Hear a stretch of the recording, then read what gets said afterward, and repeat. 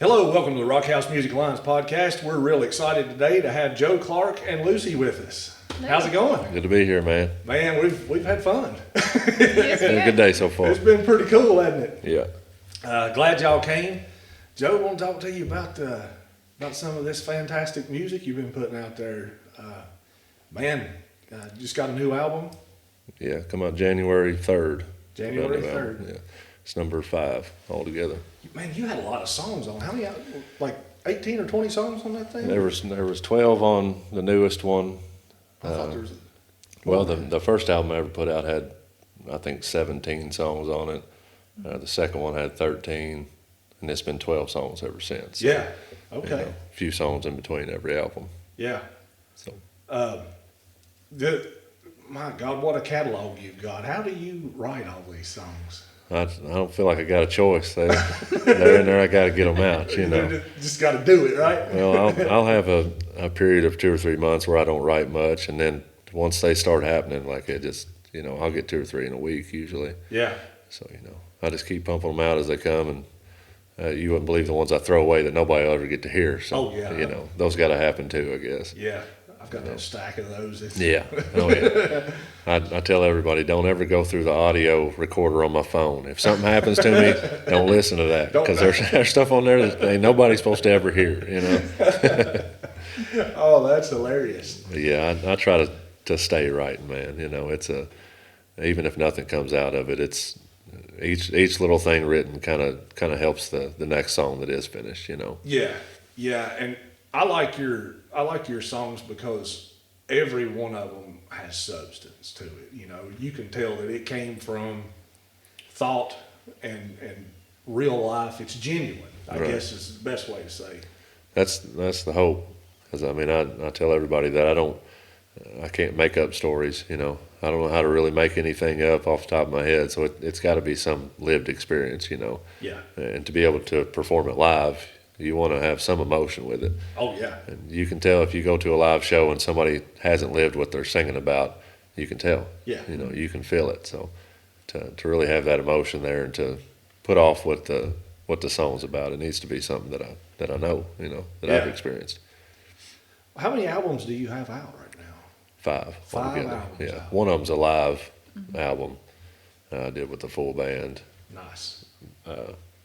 3 of them are mostly acoustic. The Storyteller, it had some piano and mandolin, stuff like that on it. It had a bass guitar on it, just no percussion on it. Yeah. 10 Years Too Late was all acoustic. It was 2 acoustic guitars, me and a lead guitar player. Then Hillbilly Voodoo, which it was full band. It was, sort of more rock side of stuff, a little heavier. Yeah. But one way or another, I wanted to go back to kind of my roots, clean slate, start over, and I felt like I was kind of getting away from what I really wanted to, the point I wanted to get across with my music, and so those songs in particular were important to just do acoustic. Yeah. It's just me and an acoustic guitar, I like the acoustic vibe of the song because it really takes it down to the way that it was written. There's not a lot of distraction. Yeah. Not a lot of stuff to pull you away from really locking in on the song and absorbing the intent, the meaning of the song and stuff. I like them when they're like that. Well, and it gives you exactly what you're going to see live. Yeah. That's what you get with that, I tried to not do a bunch of extra stuff on it, and Lucie's helped out a lot especially with that one. I'd send her what I thought was a finished product. She's good at keeping me straight on, hey, dial it back a little bit. Yeah, so you produced it? Yeah, right. She helped out on it, I'm trying my best. I tell him that it's too much. Don't do extra stuff because we know he gets carried away sometimes. I think we all do. And you don't want to be stuck on one song. You can be stuck on it forever. So I think I'm there just to kind of check in and say, hey, I think this is great. And I need that. That makes a good team, Oh, yeah. I'm no lead guitar player, and like all the lead stuff on one way or another, it's just me. I recorded it all at home, so it's just a kind of a bedroom studio, a little cheap setup that I didn't know what I was doing. So I thought I need to get this thing recorded. And, I ain't got the money to go in the studio again. I'm just gonna do it here at home, figure it out along the way. I had a good friend of mine who mastered it in the end, but all the, everything was recorded at home. I just figured it out as I went. And when you have the time to record at home and it's all your own music, there's no ceiling. So I know that it's just me and this guitar. I can add as many layers as I want here. Like I could go overboard, Yeah. And so like finding this balance of what exactly does this song need, So I tried to keep it as simple as possible so that, the stuff that you do hear on it, it's no more than what you're going to hear at a live show. And once you start getting creative, it's hard to shut that down. Oh, absolutely. And be like, hell, it's done. Yeah. Like you've got this other idea. Yeah. It's just like you talking about with writing a song. You got to get it out. Yeah. You're like, let me go back and lay this riff on top of Yeah. it or something like Well, that. think about a song; it can change over time as you play it live too. So if I write a song and then I'm going out and playing it next week, by this time next year, it's going to be a whole different song. Yeah. But with recording, it's like whatever I'm putting out, that's what it's going to be. Yeah. So I had an idea that I don't want to do any more than 2 or 3 guitar tracks on each one of these, which was basically just a rhythm track and a little bit of lead or a hook, with vocals on top of it. Yeah. And just singing my own harmonies. So, like one way or another, it's just me in a bedroom. Yeah. And it came off as authentic as anything I've done, I feel like. Yeah. I really like a lot. I mean, I'm drawing a blank because you've got so many songs out there. But a lot of your music, it kind of transcends a lot of different genres and brings, there's some Southern rock in there, there's some country in there. Right. You bring everything together into this unique style that is yours. And like you hear Joe Clark, you know it, That's And, the hope, man. man, it's pretty awesome. What got you into music? I mean, there's not really a thing that kicks it off in my mind. When I was 12 years old, I hadn't had a compound bow yet. All my family's big bow hunters, and I told Dad I wanted a bow for my birthday on my 12th birthday, and I told him I wanted a guitar too. And of course, he told me it's got to be one or the other. We ain't getting you a guitar and a bow on the same birthday, And so I got a guitar that year. Got the bow the next year, But that's when I got my first guitar. But nobody in the family plays music. Like, I don't come from a musical background in the family. Everybody loves music. They're all fans of music. My parents raised me on good music. Everybody loved rock and roll, a lot of 70s rock, a lot of good old-timey country too, but it was majority like Zeppelin, Black Sabbath, that type of stuff, But once I started playing and kind of messing around on acoustic, it took me years to really start writing and getting serious about it, I guess. I wrote some poetry. I liked to write stories and stuff when I was a kid. And I mean, I'm no guitar player, so I learned 3 or 4 chords. And basically what I learned in the first 4 or 5 years playing guitar is exactly the same way I still play guitar. I know them 4 or 5 chords. I can't go up and down the neck. I'm no expert on any of that. But it's words. That's what's important to me. Yeah. If I can make each song a little different and add words to it with something that means something, then it's all right, But for some reason, I couldn't quit once I started writing. It meant something to me. I could tell it was meaning something to other people. My brother, he had a guitar. He never played it. Yeah. Wouldn't let me play it either, so it didn't do much good. I had a couple of good buddies that when I was a teenager that they were real good at playing stuff, and mostly sort of lead guitar players and playing heavy metal and playing rock and roll. Wasn't really a lot of songwriters around. Yeah. Especially in Henry County in Kentucky where I live, there's a few songwriters, but there ain't a whole lot around. So it's that's just kind of the path I took once I started writing. So there wasn't really any like push or anything. It's just something you were meant Just to do. love, And just just love started music, doing man. Yeah. Yeah. I just I love music, and I think when I was a teenager, there was an era there, sort of the early 2000s. There were a lot of rock bands put out acoustic albums around that time. Yeah. A lot of really like punk bands and sort of the emo scene around that time. They put out these acoustic albums, and I went through every phase you can imagine. You know, when I was a kid, I was just a little country kid, a little squirrel hunting country kid. Yeah. And then once that I hit that wearing chains, and I was as metal can be. You know, I was wearing Jinko jeans and 3 chains down my side and black fingernail polish. You know. Yeah. And an emo stage came along, and then somehow we ended up here. I don't know what happened, but you know, I went through all of them, man. So, but I think that was good for writing, because I got to take in all these different types of music. You Yeah. know? I'm not specific on any one genre. You know, you can bring up a Tupac song and I know all the words. You know, like I like every type of music, man. There's nothing I don't like. So that's helped out with writing over the years. You know, to not put myself in some box. Yeah, not have to call it something, or not Yeah. have to fit a particular formula or Right. idea that somebody has. That makes a lot of sense.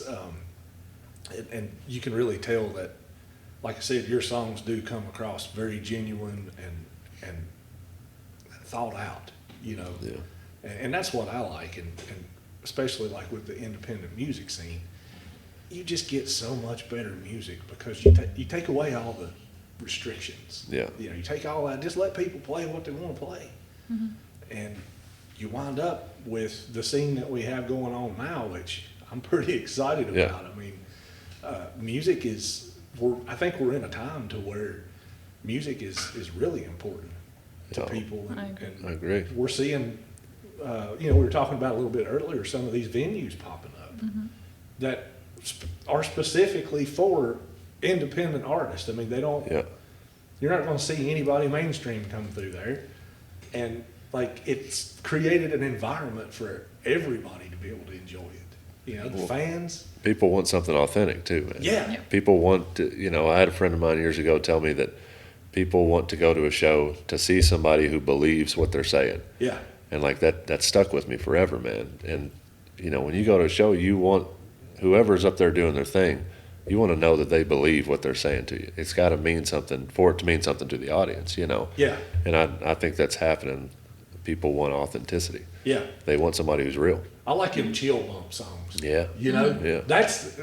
Think about that. Not a lot of people really, I don't think, focus on that, because if you're not a music nut like we are, right? Yeah. You just listen to it in the car when you're going to the grocery store. Yeah. Right. But you can hear a song and have a physical reaction Yeah. from somebody up there singing and playing the guitar. Yeah.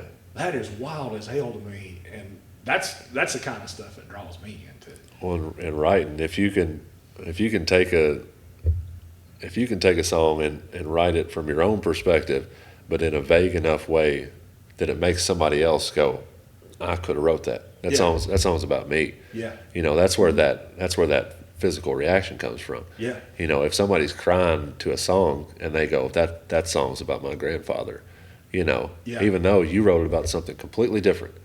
You know, if you can write it in a vague enough, in an open enough way that someone else feels like it's about them, then there's that connection. Yeah. That's what you remember the next day. And it can mean a different thing to every human that listens to it. Yeah. And they have that connection like you're talking about. Then they're a bigger fan. They're going to come to shows. Yeah. The more shows, the more artists get involved, and we all get better music, which is Yeah. that's probably the primary reason why I'm so focused on the independent side. Is there's so much cool stuff going on, and everybody seems to want to help everybody else. Yeah. You know, I don't see the. Did you play in bands when you were in high school? Or Oh, yeah. Yeah. Did y'all have that? My band's better than your band stuff going on. Well, wasn't a lot of bands around. Oh, so, y'all you were know, the only it's, ones. yeah. Okay. We thought we was on top of it, Hell, man. you was the best, I reckon. No, we lost the Henry County Fair Battle of the Bands, man. I was devastated. About 17, went out there and done some bad company, and I just didn't do very well, I guess, you know. But I was, You did the real bad company. Yeah, I was in bad company, man.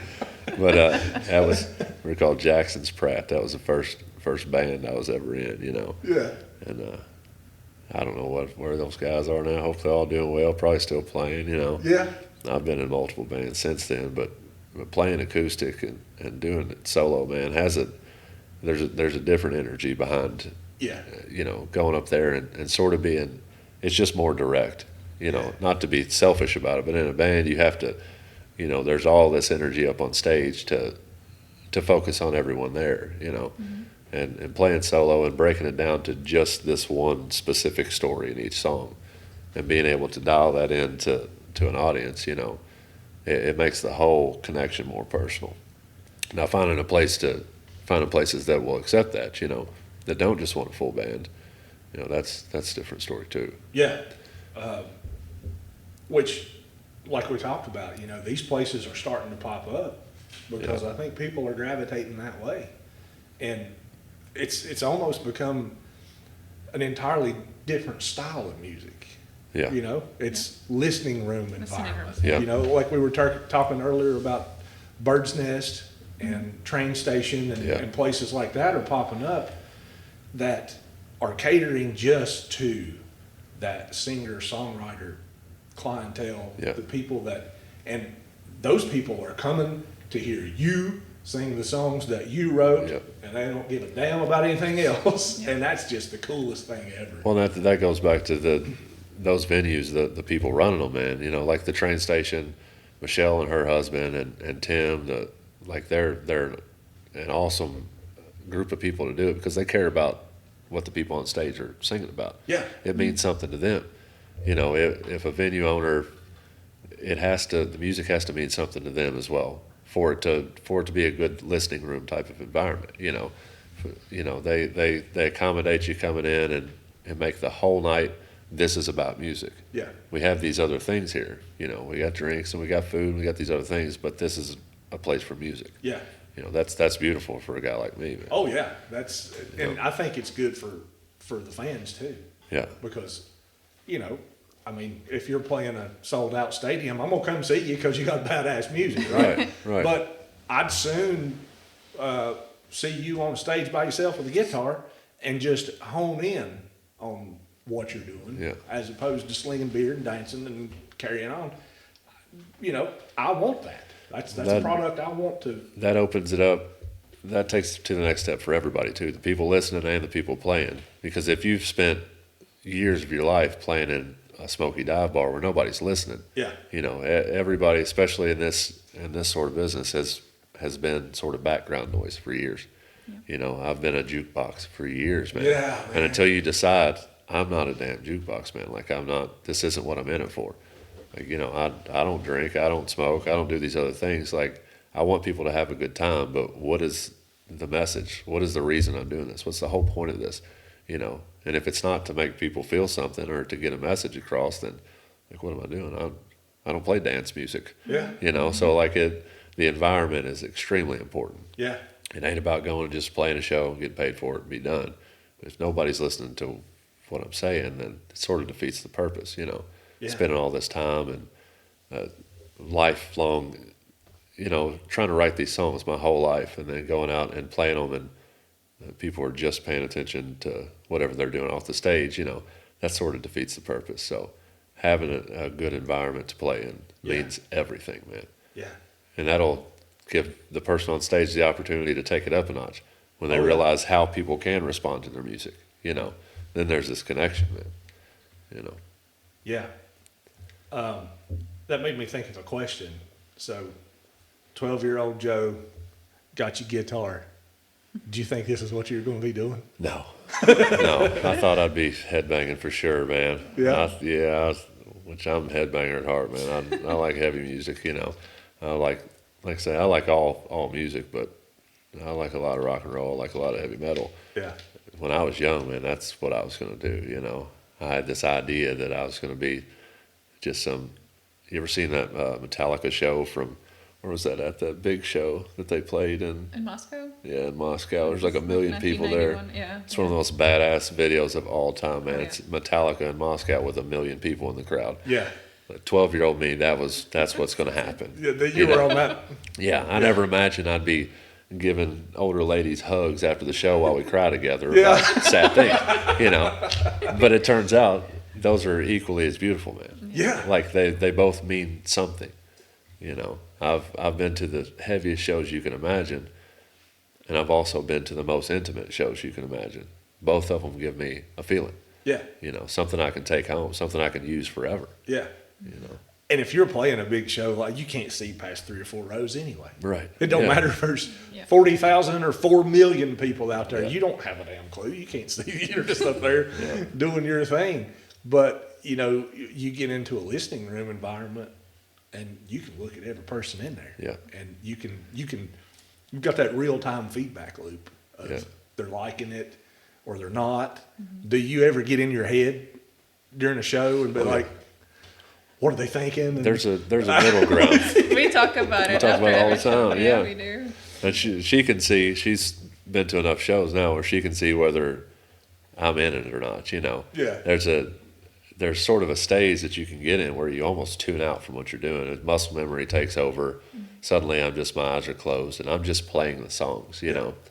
And it usually depends on numbers, you know. If there's a bunch of people there, it's easier to get involved with what I'm doing. Now, if it's a listening room type of environment, if it's a full listening room, I can individually get in touch with people. Yeah. If it's a listening room with 4 people, suddenly it becomes a harder thing to do. Yeah. It's harder to really push and really try to send this message if there's only 6 ears in the room. You know what I mean? Yeah. You still try to do it the same way, but it becomes a little harder. So you get in your head. I struggle with that. Like if we go Yeah. play a show and we don't have a crowd, I can't. Yeah. I just feel like I'm back there chopping wood on the drums, you know? I'm like, okay, I'm doing it. You know? Yeah. This dude's over here trying to drink off a divorce or something. You know? Yeah. Like, he doesn't give a That's the damn. guy you got to pick out. You gotta get in touch with that fellow over there. Yeah, that guy, you know. Like for you to listen to us there, buddy. You know, we Yeah. might sing something that might make you happy or Yeah. pissed off or whatever, you know. But I struggle with that a lot of, you know, that feedback of, I want people, everybody wants people Yeah, enjoying of what course. they Yeah. do, you know, so. Well, it's kind of like I don't give myself an option once I go up. It's like, are you going to do it or not? And that applies individually for each show and overall as career wise. Yeah. Like, are you going to do it or not? Yeah. You know, like, am I going to think about it every time and go, oh, that show wasn't what I wanted it to be. I'm sad about it. It's another show that happened. Even if it's a bad one, if something didn't go right, if I screwed up every damn song, it's as long as we got it done. Yeah. Every single time we get in the car after the show, we go, well, we did that. Yeah, we did it. There's What do you another think? one. Yeah. Yeah. And then I talk about it all the way home for the next 7 hours. You know? We cover everything, you know. Yeah. Like, and I'm almost at every show, like pretty much all of them. Yeah. So I'm trying to be there. I take pictures, you know. I do Yeah. videos, and I'm always under the stage. So I'm there to check in to see how he's doing. Yeah. And we had a couple shows with like less people, but I know like he always plays the same way, you know, if it's 5 or 50, it doesn't matter. Like I don't even pick up on him like feeling he's not doing well or something, you know. Yeah. So, but we discuss everything, and I don't think we ever had negative feedback. No. Like, oh, you didn't do hard enough for 3 people here. Right. No, I've had inside, you know, the person playing is always going to, Oh, going to yeah. be more critical, you know. Yeah, you're going to get in your head. Oh. There's no way to avoid it, I don't think. Well, it's good to have a Lucy after the show to go, I didn't see that at all. Like, I don't know what you're didn't talking about. capture that. Like, I didn't I'm notice. like, you didn't hear me on that one part I was trying to build up to, and I screwed it all up. It's like, I don't know what you're talking about, man. No. And I listen to the whole thing. I'm there. I listen to every song. I know all the songs, you know. Yeah. So I don't catch it, and then maybe it like eases his mind after like I didn't even notice this. So Yeah. not a big That's deal. a huge for sure. help. Yeah. Yeah. Yeah.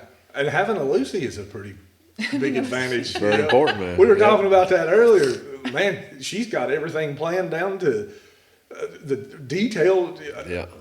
just about the minute of what needs to happen and when and where. Yeah. See, before Lucy came along, my career was going one very specific direction, which was very level, straight line. There was no climbing to it at all. I felt good. I know what I want to do, but taking the next step is very hard to do. You know, without someone to help you do it. Yeah. You know, and I can only book shows so much. Like I'm not a talker, man. You know, when it comes to booking shows and reaching out, I had never sent a damn email in my life before Yeah. I met Lucy. You know, so she keeps us on the move. So how'd you guys meet? Oh, you go ahead.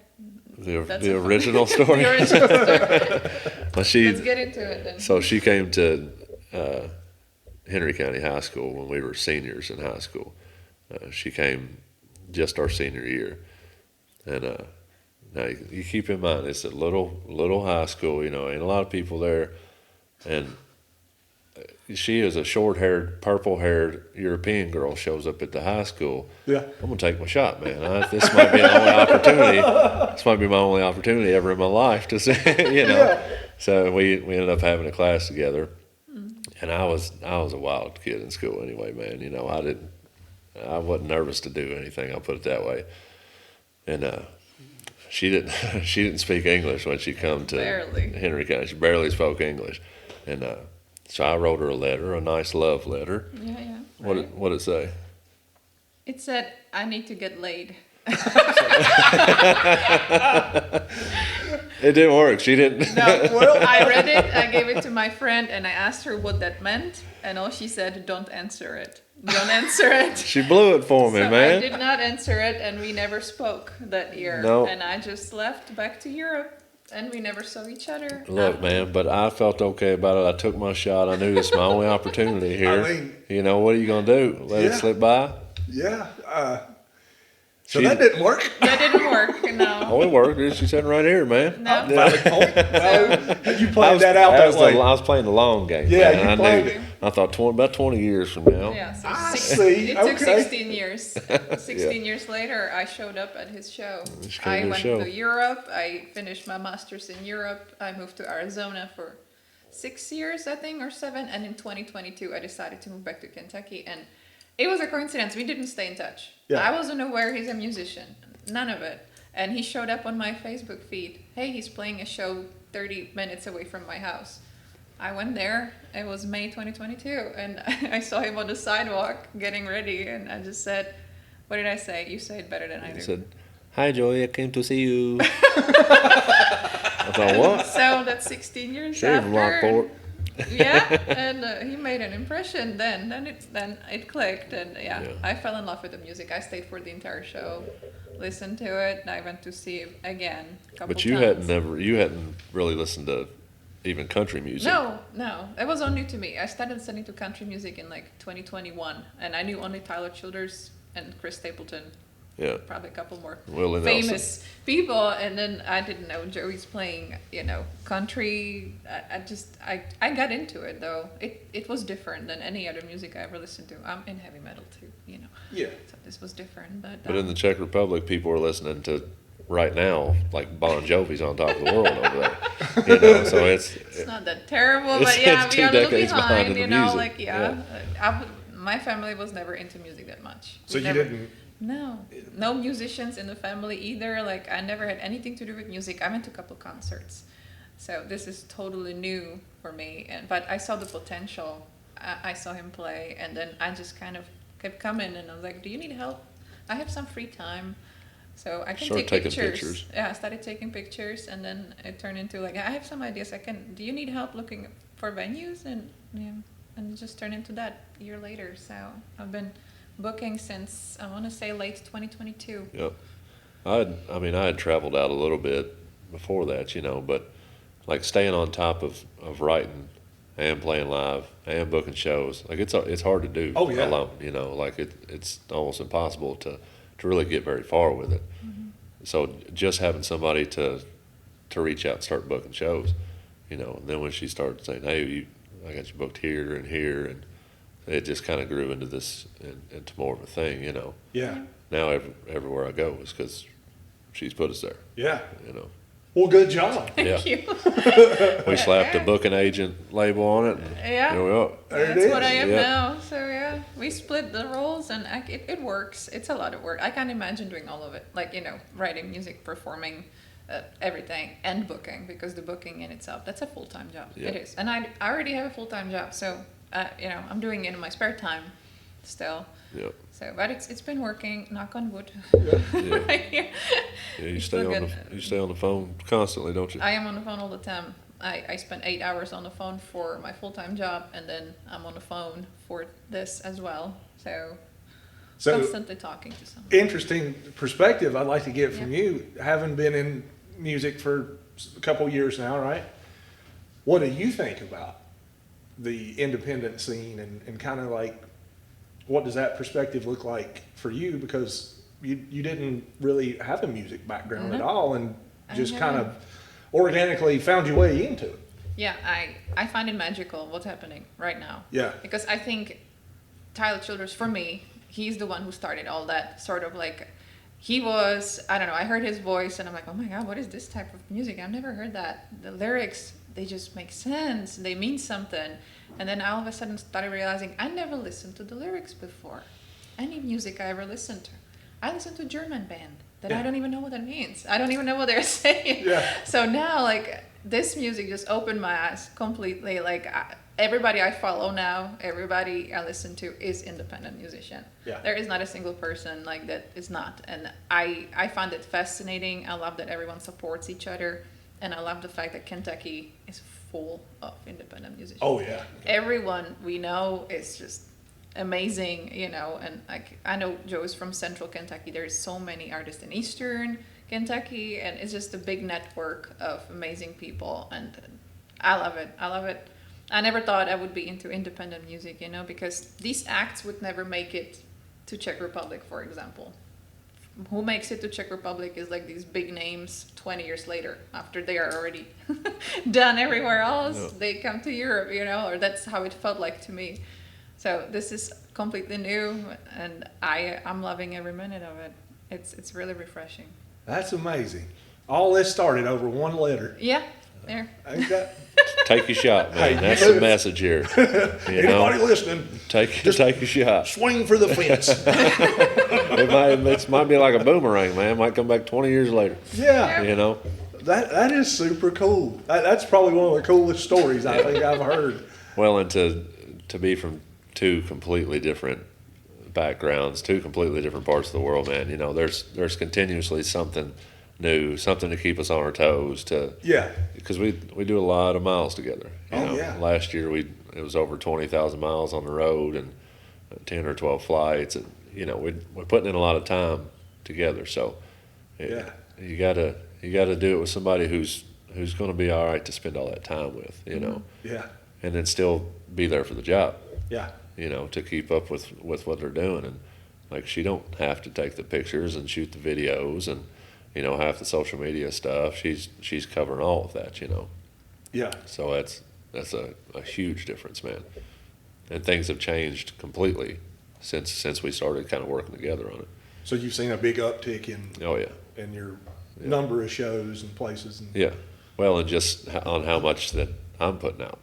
You know, since she's came along, that's when albums started rolling out, because it sort of took this whole worrisome side of things yeah. out of the Take away picture. the burden and Yeah. like let the creative do the creative, and I took the practical part of it, you know, the posts and all that. Well, and that makes sense because, you know, when I look at your catalog, I'm like, how in the hell does a man write all of these songs? Yeah. Like, you've got a lot of songs. Yeah, And knowing that, you know, you can just hone in and focus on your part, and Lucy's handling it, and you complete trust in her, right? You Yeah. don't have to worry about, oh, is she skimming money off of my no.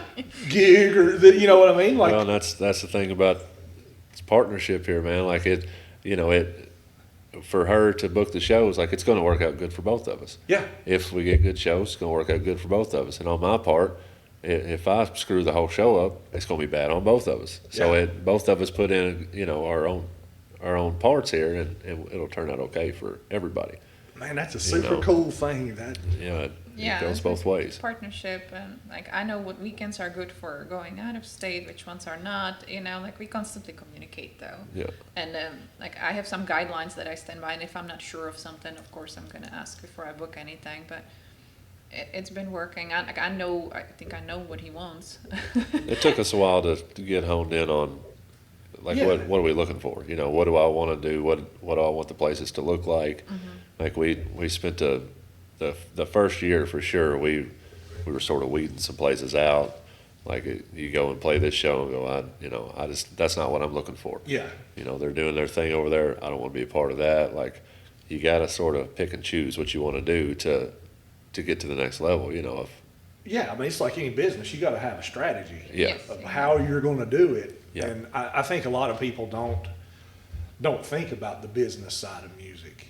Yeah. And that's a huge piece of it. What happens on stage is an hour of 100%. cool shit, Yeah. right? Yeah. Yeah. You don't see the damn flat tires on the road. You don't see struggling to write a song. You don't see Yeah. people, you know, recording their own stuff and struggling with EQ. Yeah. We've all done that, Yeah. Yeah. right? I mean, none of that stuff ever makes it, but it's the biggest part of the equation. Yeah. The social media. You know, too. if you look at the iceberg, Oh, it covers the majority of the time. yeah, Yeah. all of it. The stage time is just a very small piece of, Yeah. of what it is.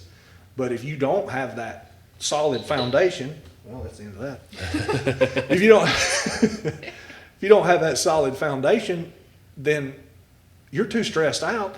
Yeah. You can't worry about the thing you need to be worried about is writing a badass song. Yeah. So Well, I think that's helped out too, spending so many years writing and sort of, even before I was able to go and record, like Storyteller, I had a stack of songs that I wanted to record. I just didn't have the opportunity. yeah, A good friend of mine that I was playing in a band with at the time, he had a home studio. He's like, let's just go record it there. And so Storyteller was most of the first songs I ever wrote. But when I recorded those songs, I was 10 years past those songs. I just knew, like, I need to put these out to get them out, to sort of get them out of my mind, you know, yeah, to put them down and move on to the next thing I'm going to do. But each time I go and record something and release it, that's songs that were a little bit in the past. You know, you stay a step ahead of it, you know, and that's sort of how it was when she came along. It's like, well, I've got a ton of music here. I've got all this stuff built up. We've got the parts. We just got to put them together and make the thing start moving, yeah, you know. And she's spent a lot of years talking on the phone, and like she's got that whole business side of things down. yeah, You know, like say, I didn't know how to send out mass emails, and like you send out 1,000, get 2 back, you know. Yeah. Yeah. it And is. that's overwhelming for me, man. I can't even, if I got on my phone right now and tried to log into something, it's going to ask me for a password and then tell me it's wrong, and I'm going to put it down. You know, so You have no idea. It's a constant. yeah, so I just I don't do good on that side of things. Yeah. I need to be putting pen to paper and then playing the song, yeah, you know. So having just those 2 parts to work together and then figure out all the rest of it along the way, yeah, you know. There's no exact playbook. No. Like we don't know exactly what we're doing. We're just doing it as we go. Just doing it. Gotta keep yeah. trying. Did you have any struggles with finding the courage to do that? To climb up on stage and to just like, hell, I'm just gonna get out here and do it. Did you have any like stage fright or? I mean, every time, Anything? every single show, like there's some buck fever going on. Yeah. You know, but it's the same way as deer hunting. If you weren't nervous before you shot a big buck, ain't no reason to go out there and do it. Yeah, You know, unless you're just hungry. yeah, And this works both ways. Because going to play, I want to be excited and I'm hungry. yeah, You know, like there's reason to do this. yeah, There's a practical reason, and it's just this overwhelming feeling of I have to, like you know, there's not really a choice. I don't feel like I don't know what I would do if I quit playing music, if I quit playing live. I don't know what would be left there. You know, I've worked at every factory you can imagine. I've rolled whiskey barrels. I was stonemason for years. My whole family's masons, stonemasons, brick masons, and it just like that wasn't for me. yeah, I love it, but I've done every physical labor job you can imagine, and the whole time I'm playing music. You know, like this is just something that has to be done. yeah, So a couple of years back, it was like, well, why don't I just put all this other stuff to the side? Like if I can make money doing this, if I can feed the kids and pay the bills and keep the thing moving, then we'll start doing it. You know. yeah. And it's a hard job. Yeah. A lot of people don't understand that. It's a very hard job. You know, the miles Yeah.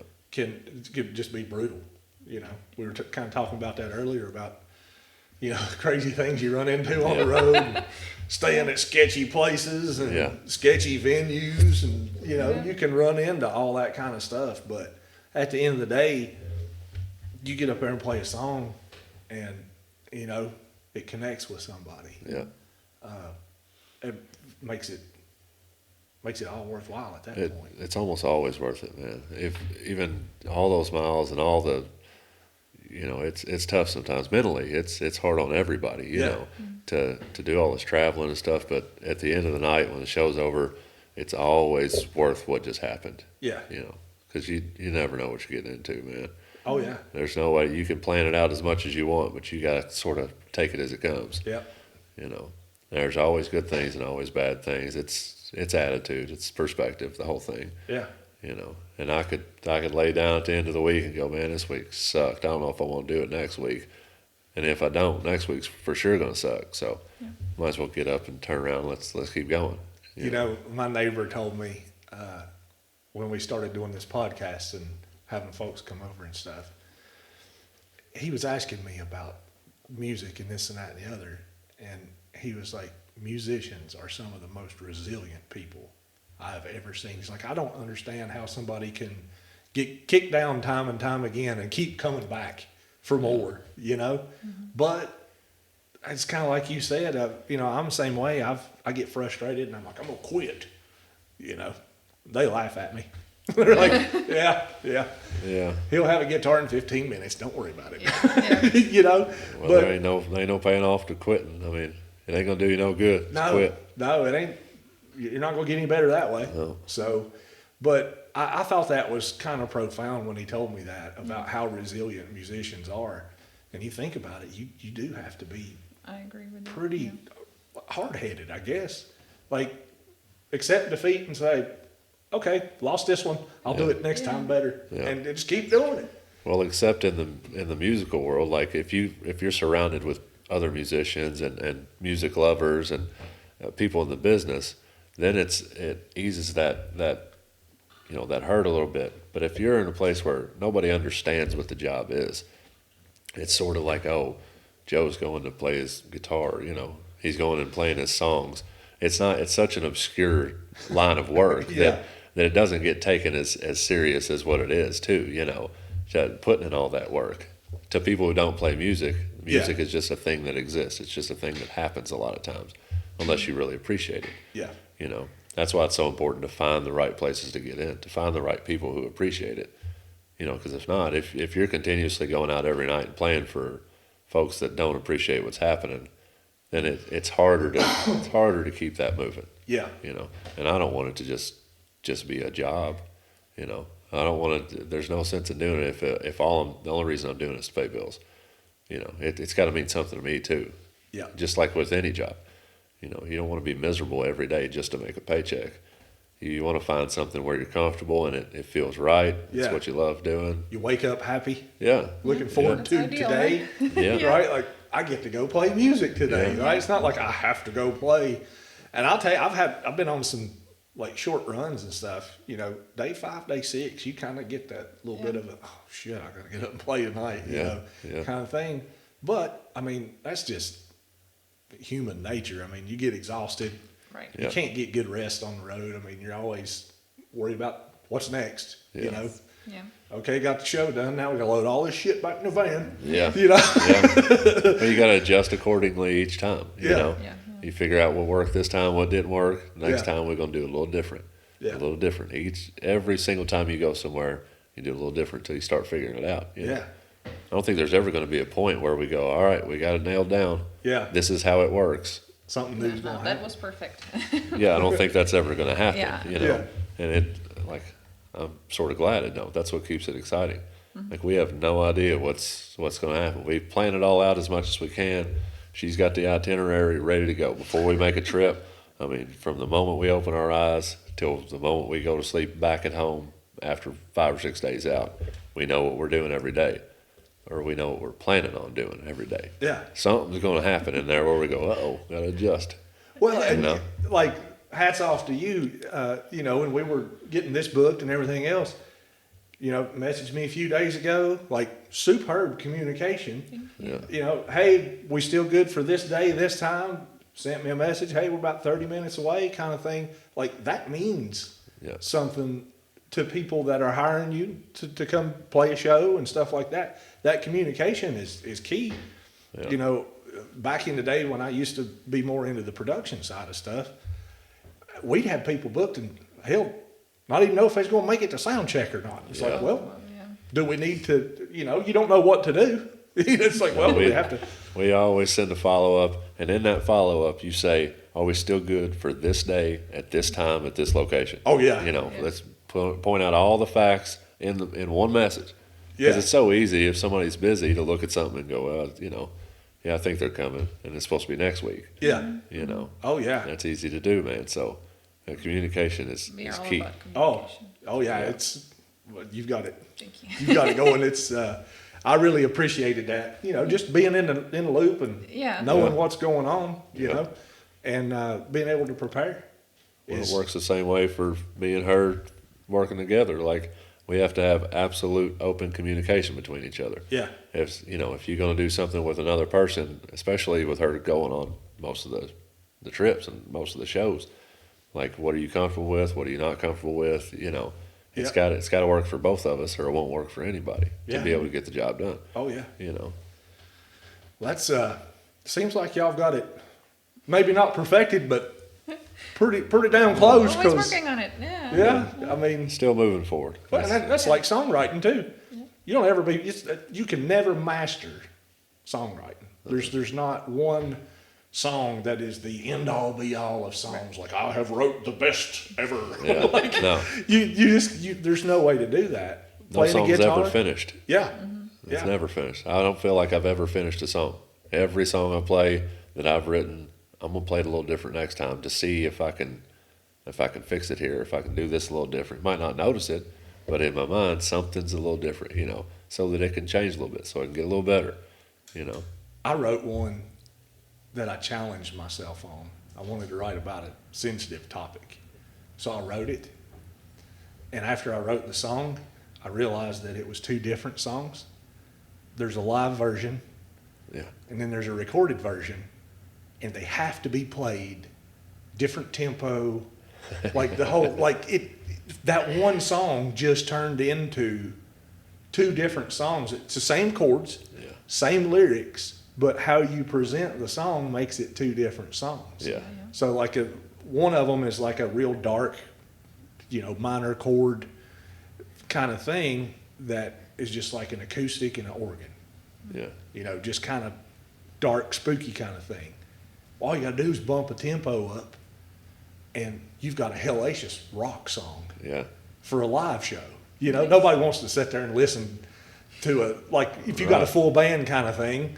You Yeah, don't want it to depends on the mood. Yeah, listen to that. Yeah. So you just bump that tempo up, and hell, I didn't know what I was doing.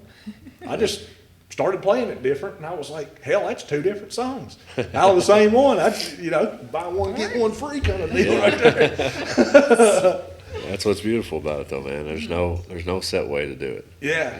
Each song can be different. It can change over time, and just because one person wrote the song, if I write a song, whatever it means to you is what it's supposed to mean to you. Yeah. I can write a song about something that I experienced, but if it comes off a completely different story to you, that's what it's supposed to mean. That is the song. It's different for every person listening. Yeah. That's cool as hell to me. Oh, it's the coolest. I mean, and the fact that that things are picking up to where it's becoming more widespread and more popular. Yeah. I mean, there's a lot of fans out there that plan their weekends around who they want to go listen to. Yeah. I got a buddy, Sam Clark. He carries a calendar. I'm talking on paper. He carries a calendar in his pocket everywhere he goes. And I was hanging out with him a couple weeks ago, and I was talking to him about a show, or, did he want to go to the show with me or something? He goes, hang on, let me check. And he pulls his calendar out, and he's like, no, I'm not going to be able to make that one. I'm going here to see this person. And, who could want a better fan Yeah. Yes. than that? And it's becoming more prevalent. And I think Spotify has helped us as much as we have a love-hate with Spotify. Yeah. It's helped us because that's how we come across new artists. Yeah. The algorithm can suck for an artist if you're trying to get into It it. can recommend something that'll change your life, too. Oh, yeah. Yeah. Yeah. I mean, I've got a 1,000 stories of folks that I've heard a song and, ran across them and like, hey, you're the one that did that song. Let me tell you what that meant to me, Yeah. kind of thing. Yeah. And it's amazing.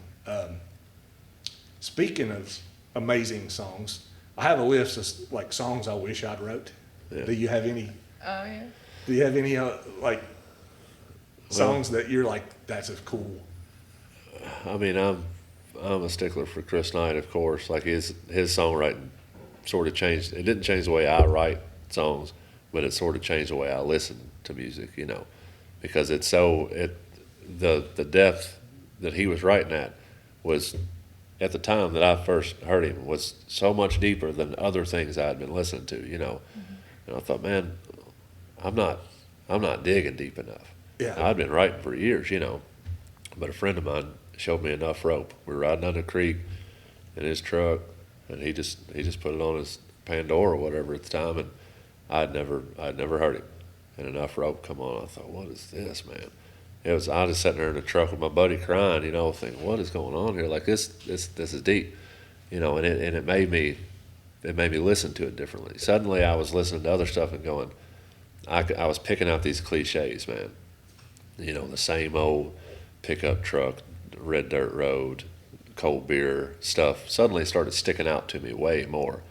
I thought everything suddenly sounded the same until you dig deep enough where people are really, really writing about something that means something, you know.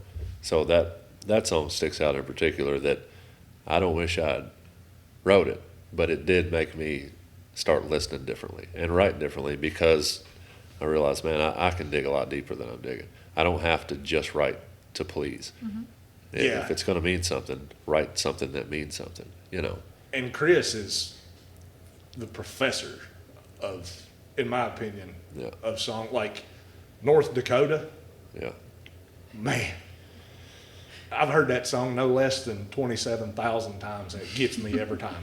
Like, So the first time I heard North Dakota, I told this to him at the train station when I opened for him a few weeks ago. The first time I ever heard that song, it was the year my little boy was born, and he was little bitty, man. He had just been born, and he was born in April, so it was the winter. So he's, you know, however months old, 6 or 8 months old there. And the house that I was living in, real old house, I mean, probably 200-year-old house, you know, couldn't heat the damn thing. I had one fireplace in it. I had the rooms blocked off. It was cold. And I had a 12-inch firebox in there. It was made for burning coal or something. Yeah. So I had to cut my wood real short, and I had everybody huddled up in front of this fireplace. I had my wife at the time and all the kids in this room, cold as hell, afraid everybody's going to freeze, you know. Yeah. Doing everything I can to keep the house warm. Well, the firebox in that house was so shallow, I had to stay up all night, keep it turned over, you know. I had to keep adding wood, keep it turned over. Couldn't really get much sleep. And I'd been listening to Chris Knight for a while, but I just had my Pandora on, just playing on, you know, just giving me random songs on shuffle. And they were sitting there on the floor asleep, and I was looking out the window, and it was icy and shit outside, and North Dakota come on. oh, dude. And it was the most perfect scenario I'd ever, you know, the song's about him, a bad winter where his wife goes off and dies in the woods, you know. And I sat there listening to that song, and I was in a serious situation. Like, it's too cold. I get cold chills thinking about it. I had me too. Yeah, it was a sketchy situation. I was a young father, you know, trying to keep the family warm, and then that song come on. I was like, holy shit, man! Like, it hit deep, man. Which is another one that, like, I realized how deep those songs could hit if written the right way. Yeah. You know, like it can change things for you. And his style, he can say so much with so few words. Yeah. You know, like I started listening to him back I was in high school, so it'd been late '90s, and always wanted to meet him and this and that and the other, and you know, I was just some dumbass teenager at that point in time. Right. Yeah. You know, and I always enjoyed his songwriting style and the way that he can deliver a song, and it's rough. It's not polished. It's just raw and real. And man, it was a big influence on my musical career. Well, I think that's why it means something, because it's written for for the lowest category of people. It's written for us, man. Yeah. And there's no pretending to it. You don't feel like anything's being put on. He's not trying to make something up to put off some image. Yeah. He's just writing stories Yeah. that regular people live through. It's so relatable that it's scary. Yeah. Everybody knows a Wilson. Yeah. Everybody knows a William and a son. It's so relatable, man. Oh yeah, it is. It's he's got a unique way of doing it. Another one that always got me, and I like to call these more intellectual songs, was The Guitar by Guy Clark. Yeah. You Yeah. familiar Oh with yeah. that one? Oh yeah. Yeah. That you're listening to this whole story, Yeah. and then he closes the case and his name's on there. It's like Yes. a ghost song or Yeah. something, kind of a deal. Like I call those intellectual songs, and that's what I want. I want to hear a song that has got those elements in it, that Yeah. a little bit of a surprise, or I didn't see that coming kind of thing. And you can tell when you hear stuff like that, you can tell that somebody's put the time and effort into Yeah. honing what they're doing. And like you said, I'm sick and tired of hearing about tailgates and Yeah. drinking beer, and it's the same canned bullshit. Yeah, it's Like- the same old thing, man. It's just cliche trigger words, buzzwords to make people go, "Oh, I like this song," Yeah. because I've heard it a million times. Yeah. It just depends on what. I understand if people were just listening, just to listen, just to have a good time and sort of fill the space. But for writing, like I feel I could pump out 20 of those a day, man. Oh yeah, Just pick out. I could have a list of words that work, and put the same beat behind them. Just change the chord progression a little bit. Yeah. And you got a hit song, But it just doesn't.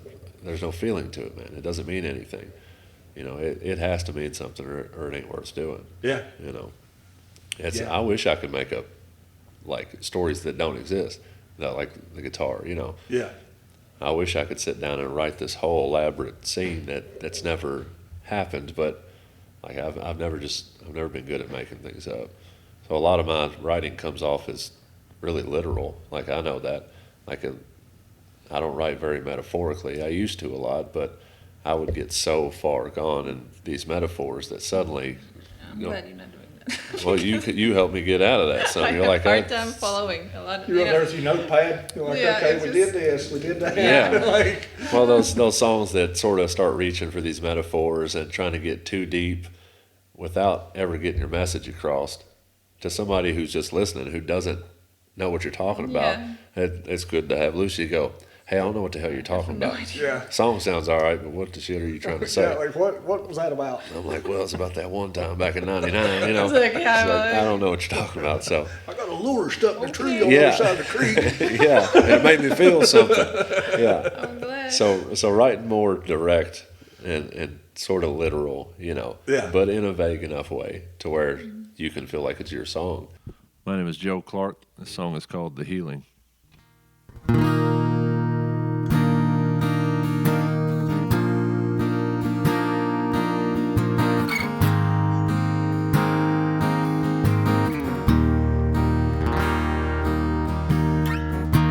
The blink of an eye, the whole world could change. This dream used to set me on fire, is smothered out like an airless plane. An open door of endless possibilities replaced that old wood floor and the weight of countless memories. Where did I go wrong? Where should I begin? I might not be where I belong. This is not where my story ends.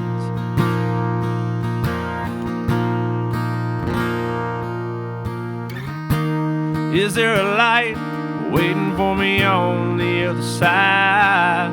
I can't see through the dark, so I'm waiting on the sun to shine. And a glimpse of hope is all I really need. A flower growing through the crack in a sidewalk that starts from a seed. And the pressure's oh so real. I won't run away from what I feel. I wanna rest my mind and let my heart be still.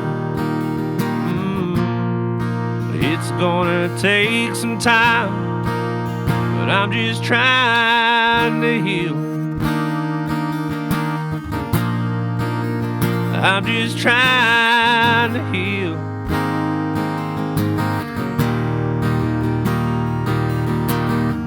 The time has finally come for me to take a stand.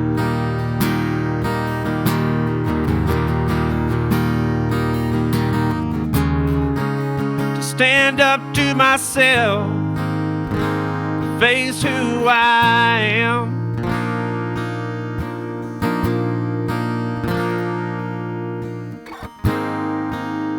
Pressure's oh so real. I won't run away from what I feel. I wanna rest my mind, I want my heart to be still. It's gonna take some time, but I'm just trying to heal. I'm just trying to heal.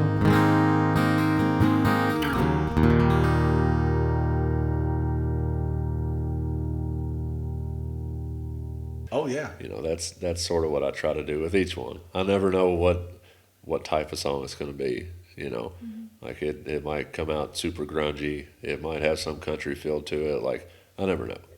So are you lyrics first or melody first? They're all different. Every way. Yeah. A lot of times I'll pick up a guitar, and if it's any sort of chord progression that doesn't feel familiar, I'll start writing off of that. You know, because like I say, I only know so much on guitar. Like, I only play so much. I can only do so many different things. Yeah. So when you pick it up and I just start playing, usually I'm right around the same area. It all sort of sounds the same, you know. But if I get a line, like of course I got millions of notes that are just a line here or a line there.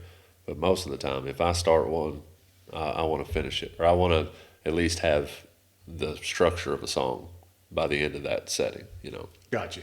I don't do a lot of write a verse and then come back to it 6 months from now. Like, I want to go ahead and finish it. See, I have to do it that way. I can't. I'll just hit a wall. Yeah. And for me, I can either write a good verse or a good chorus. I can't get both Yeah. at the same time. So I've got to walk away and then come back and pick that up. And it bites me sometimes because they end up leading away from what I wrote the first time. And I'm like, I've found that a lot of the lines that I come up with, if I start with a line, if I build on it and get, you know, 4 lines together, most of the time that ends up being my chorus. Like, I don't start at the beginning of the song and end at the end of the song, you know. Usually whatever's coming out first is probably the main message of the song. Yeah. And then build around that. then you you're know. just writing to fill in, Yeah. Yeah. And then get everybody fill- up to speed to what you're thinking, basically. Yeah. What was the point of this first thought? Yeah. You know, and then kind of fill in around it. And if I hit a wall mid song, you know, I'll go get a drink of water and go outside, or just change rooms, or Yeah. get in a different position, you know. Yeah. Find You just, something. step outside the room that you're writing in, and suddenly it's, you know, it opens it up a little bit. Yeah. Then you send it to Lucy, and she goes, "That ain't a very good one, huh?" And you go, "All right, It well, happened. Well, Maybe toss- like once. toss or that one. twice out of like 60. No. I'm like I like to be honest. yeah, You know, but sometimes like you're right about like you wrote a song and I was like, oh, this is I think I said this is sad, and he's like, you think it's sad? Because in his mind it was a happy song. And when I heard it, I was like, oh, Yeah. this is a totally different way of understanding it, Yeah. but I loved it, you know. So I like that. I like the variety and the way like we can feel it different. yeah, that's what's cool about it, you know. Yeah. It's none of them ever come out the same, Yeah. No. you know. Yeah. I never know what I'm sitting down to write. It's just whatever happens, happens. If you go run through 10 videos of me playing, they're all going to be different. There's going to be some Pearl Jam, Nirvana feel to one of them, and there's going to be some Travis Tritt on another one. Like, Oh, you yeah. don't know what, you know. Well, see, and as one of your fans, I like that. Right. Because I never know what I'm going to get. Yeah. You know, I see a new Joe video, I'm like, click this, Yeah. see what kind of mood he's in today. Yeah. That's good because nobody can go, oh, he's this. Yeah, oh, You know. he's trying to be. Right. That's the worst thing if they think Yeah. you're trying to be something or Yeah. fit into some avenue or something like that. Well, everybody always says, what kind of music do you play? Like, I don't really know. I play my music. I don't want to put a label on it because as soon as I label it as something everybody else is going to, then that's where I'm at. Yeah, Then I sort of have to be in this, this one lane of writing. yeah, It makes it a little difficult with booking because they always want to know what type of music is it, and we had so many discussions about this because it kind of like blends different styles, and I gotta say something, so I kind of describe what it is. I don't have Yeah. ever 1 or 2 words for it because I don't want it to be too narrow. But yeah, you just kind of Well, because a lot of people booking, if you say country music, they're thinking of that bass line. Boom, boom, Yeah. boom, Yeah. boom. Yeah. That's what they got in their mind for country music. If you say rock and roll, what age are the people booking? Because Elvis was rock and roll, Yeah. buddy, when he first, you know what I mean? So, yeah, you gotta be descriptive about it. But I hate to narrow it down as well. Like yeah. so. I generally don't like putting labels on things anyway. Just Yeah. let it be what it is. Right. You know. Yeah, Just I let- wish I could just have them listen to it. Tell me what you think that is. That's what it is. Yeah. I mean, that's a pretty good way to do it. Yeah. You know. Well, the idea to stand out on your own, and everybody does, unless you're really pushing to have a specific sound or to sound like someone else, everybody's got their own thing. It's just about sort of finding that lane that you can be in and then honing in on what am I good at here, Yeah. and then kind of building off of that. Like I don't play a lot of real happy music. And I know when I go, I need to write a happy song. It's not going to come out to be a great song because it's going to be me forcing this thing, And it's just got to come out the way it comes out. Then you can change it along the way to sort of help other people be able to listen to it, Yeah. Yeah. I can't write a happy song. Yeah. Well, Chris Knight was a big influence for me, so a lot of people die in my songs. Yeah. You know, The dying. it's like, well, okay. And actually, I was trying to write one. Buddy of mine recently passed away, and we played little league football together and played music together since we was teenagers and stuff. And we were trying to write a song one day, and I was at work, so we were doing it over text. Yeah. You know, and I was like, hang on, I've got a great idea. He's like, nope, we ain't killing nobody in this song. He shut me down. He's like, never mind, nope, we ain't gonna do it. But I kind of use songwriting as therapy anyway. So Absolutely. I'm generally in, not the best of moods when I'm writing. Yeah. When I'm happy, I don't ever take time to go and sit down and write something. I'm off having a good time or, playing what I already wrote or something like that. I'm like, oh yeah, this is cool. And I don't think to go back and try to capture any of that, but it's just hard sometimes to. Well, everybody's got their own lived experience, man. Like Yeah. everybody's fighting something. Everybody's going through something. That's why it's so important to have music that means something. Yeah. You can go find meaningless music all over the place if that's what you're looking for, but to have something, like you say, to use as therapy, if that's why you're listening to music, then you have to have people who've lived some hard thing to write about that, to relate to, Yeah.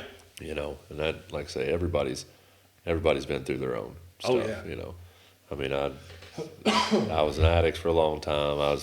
I was an alcoholic for years and years, of course, everybody's got people close to them leaving the world all the time, so I pull from a lot of that type of stuff. Yeah. I had a bad divorce, and we got a family cemetery on the backside of our farm, and I was helping dig graves and stuff at 12, 13 years old, and just lived through a lot of things that a lot of kids around me at the time, I didn't see them living through the same sort of thing, and having good enough parents to let me know how to appreciate those things and to face them head on and to, sort of face reality and take it as it comes. Yeah. It helped in the long run to be able to sort of look back and address those things and be able to write about them. Yeah. Once you've sort of moved through all those stages, and then I can go, all right, now I can write about those things Yeah. that sucked. Yeah. you've got that experience to pull from, Right. but you're far enough away from it that you can really pull what you need to out of it Yeah. instead of being overwhelmed by what just happened, Yeah. kind of thing. Well, you can listen to certain music like that I listen to now when I was still drinking, when I was still bad in alcoholism. I can hear it like in the song. I can hear it in the writing. I can hear it in the telling of the story that where I was at that point in time. You know, like Hillbilly Voodoo that was right at the end of my drinking. That song is about feeling like there's a curse on me or something, you know, like I couldn't get out of this thing. Yeah. Like I'd been cursed. That's why the song's so heavy and dark and weird, and you know, it's got that native flute at the beginning, like it was like this deep, dark curse thing that was on me for all these years. Yeah. So I tried to put it into this heavier feeling, you know.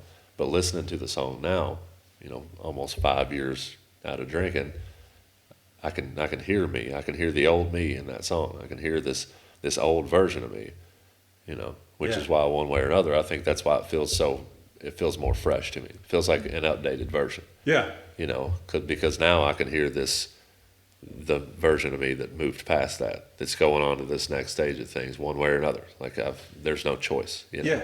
Yeah. You're documenting your life through your music. And Yeah.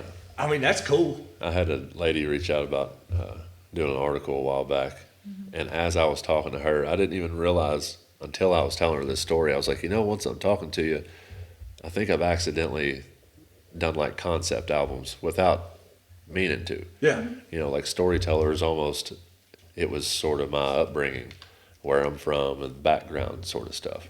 10 Years Too Late, it started touching on more of this depression and mental illness type of stuff, you know, battling mental health type of thing. And then Hillbilly Voodoo was directly out of divorce and into sobriety, which happened right around the same time, you know. So it was this big explosive part of me. So I went from the upbringing to sort of the sadness and depression kicking in, leading up to this big change in my life. And Hillbilly Voodoo was the angry parts of me coming out. It was me addressing all this crazy shit that had happened over the years into one way or another. Yeah. Which has Still Toes and Wind of Change and, you know, all these songs that are more about moving on with things and acceptance and getting on with life and growth. Yeah. Yeah. That's an awesome story. Well, it was on accident. It Yeah. wasn't, Like, you know. I mean, I'm convinced after this conversation that you're on the earth to write and sing songs. I mean, it's pretty I don't know what else to evident. do. I got about 5 different groups of songs lined up, all 10 songs apiece. You know, so there's at least 5 albums in the future that have never been recorded that I don't have down yet. So, you know, I hope they'll line up like, you know, the way they should. Yeah. I'm going to start on one here soon. It's called The Healing, which, once again, I didn't mean for that to come into play like it does, but it makes sense, you know. And it's more, it'll be more ambient. It'll be more emotional type stuff. Yeah. I'm going to do it probably just acoustic and a cello, you know. Oh, I so love that. Yeah, so some real deep, you know, some of it's kind of mournful, but it'll be big sounding. Yeah, it's like Yeah. therapeutic sounding Yeah. to me. Like Yeah. it's beautiful. Yeah, it's some different tuning and stuff in there. But it'll be called The Healing. That's the next project on the way. So I Now, haven't wait a told anybody minute. about that. Hang on here. You said you're not a good guitar player. Now you're going to go into alternate tunings. What's going on It's the here? only other one I know. Wait a minute. Which I've got a baritone over there, acoustic. Yeah. You ever played one? It's the weirdest thing ever because your shapes are not the same chord. So if you chord a G, it's a D, Really? and then a D is an A. We'll get it out. Yeah. It's wild. Well, But- I started leaning into this tuning years ago. It's called Dadgad. It's all tuned down. Yeah. It's sort of like an open G, I guess, you know. But I play a half step down already. I play all my stuff a half step down. Yeah. So if I tune another step down from those, you know, it's this big booming sounding. It works. For these particular songs too, they're sort of these big droning sounds, and You And know, you're gonna put the cello in there. yeah, Oh man, I'm Yeah, so so it'll be- excited to hear that. it'll be some. I want it to be emotional. Yeah. I want it to sort of step even deeper into the thing that I've been trying to hone into, over all these years. Didn't know, but it'll lean more into that side of things. It'll be deep and, One of it'll those, get you in your feels. Build a campfire and turn it on and Yes. Absolutely. listen. That's Yeah. gonna be perfect. Shut up and listen. Yeah. Good campfire. Well, that's where the connections come from, man. Yeah. We meet new people every single show. There's different people at the end of the show that's what it's about, man. People come up and tell you extremely personal stuff about things that happened to them, that this song did this for me. You'll never understand what this meant to me, and that's like, that means everything. Yeah, but you do you don't know the exact thing, but Right. you understand it, and it's why you do what you do. Yeah. Is so that those people can have that moment and that experience, Yeah. which is badass. Yeah. I mean, it's It's a good feeling, man. I tell everybody on stage, I say it almost every show, that there's only a couple things I want to do with my music, and that's to feed my babies, pay my bills, and make people feel something. yeah, If I can make people feel something with each show, and feed my kids with it too, then I'm doing what I need to be doing. man, that's awesome. You know. That is so awesome. Well, it's been awesome to get to sit and chat with you and hang out today. Yeah. And yeah. we're gonna play a little music here. Well, so I appreciate you we'll having do us. that. Man. This song is called "Give It All Away."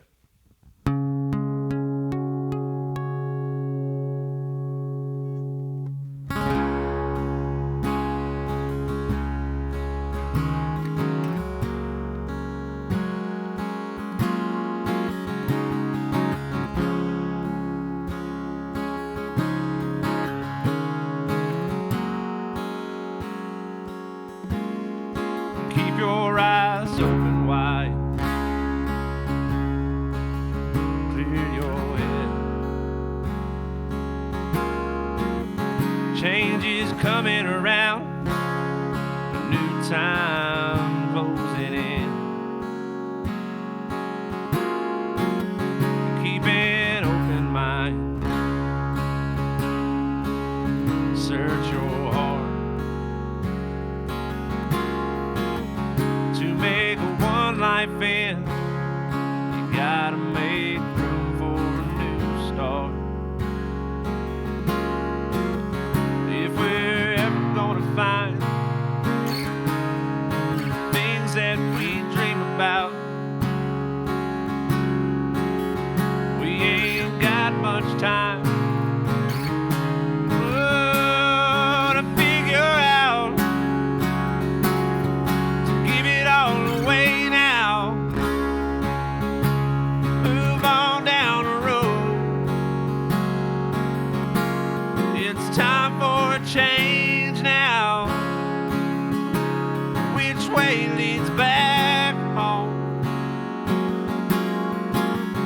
There's a part of me that I don't understand. Is this life all mine? Or is it out of my hands? Yeah, give it all away now.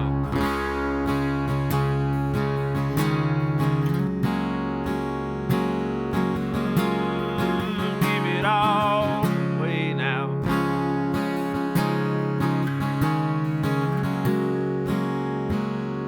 And always keep a straight face when times get rough. You ain't got no luck. Oh, you've got love. Yeah, give yourself a little time to catch up. Don't go running blind, but it's okay to mess up.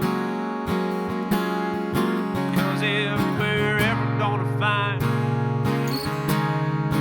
things that we dream about, we ain't got much time. Oh, to figure out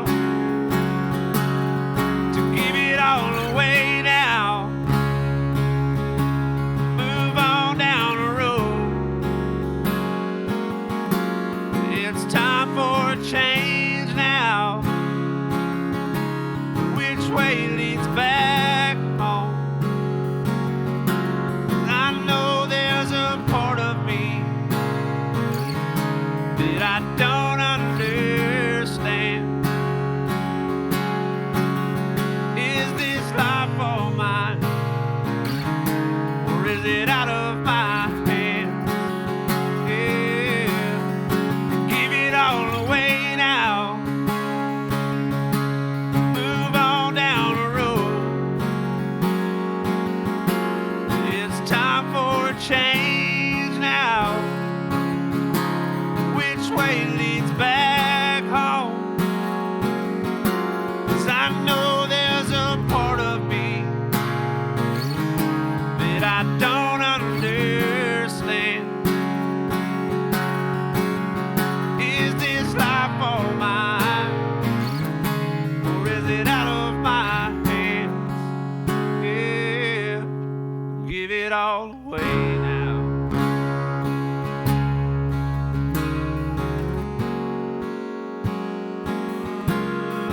Give it all away now.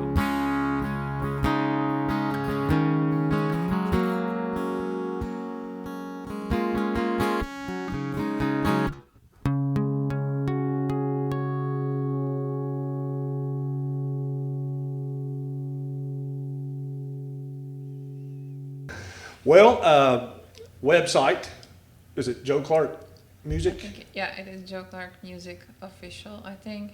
Joe Clark Yeah, Music I don't Official. get on there, so No, it's sorry, it's Official Joe Clark Music. yeah. It starts Official with Joe official. Clark All right, Music. Yeah. official Joe Clark Music. Of course, you're on all streaming platforms. Yes. Anybody wants to find your shows, they can go to the website, Yes. Facebook. Facebook. We do 100%. we do well on YouTube as well. So Joe Clark Music on YouTube. Okay, We put quite a bit on there.